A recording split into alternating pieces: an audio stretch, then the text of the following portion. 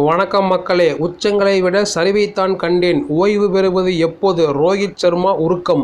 இந்திய கிரிக்கெட் அணியில் கேப்டனாக விளங்கி வரும் ரோஹித் சர்மா இன்னும் சில காலங்கள் தான் விளையாடப் போகிறார் என்று அண்மையில் செய்திகள் வெளியானது.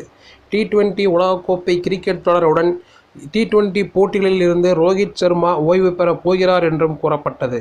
இந்த நிலையில் துபாயில் உள்ள வானொலி சேனலுக்கு ரோஹித் சர்மா பேட்டியளித்திருக்கிறார்.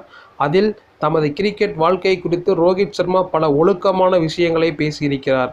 அது என்னவென்று தற்போது பார்க்கலாம். சர்வதேச கிரிக்கெட்டில் 17 ஆண்டுகளாக விளையாடி வருகின்றேன். இந்த பயணம் நிச்சயம் மகிழ்ச்சியை கொடுத்தது. இன்னும் சில ஆண்டுகள் தான் விளையாடுவேன். சர்வதேச கிரிக்கெட்டில் நிச்சயம் தாக்கத்தை ஏற்படுத்துவேன்.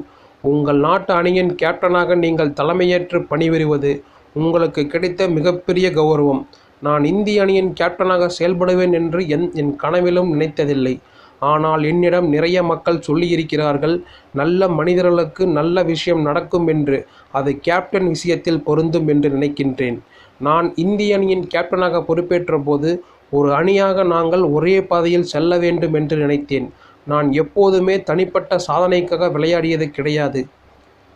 தனிப்பட்ட இலக்கு என்று எதுவும் கிடையாது.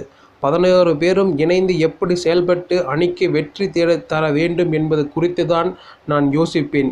என் கிரிக்கெட் வாழ்க்கையில் பல உச்சங்களை விட சரிவைத்தான் சந்தித்திருக்கின்றேன்.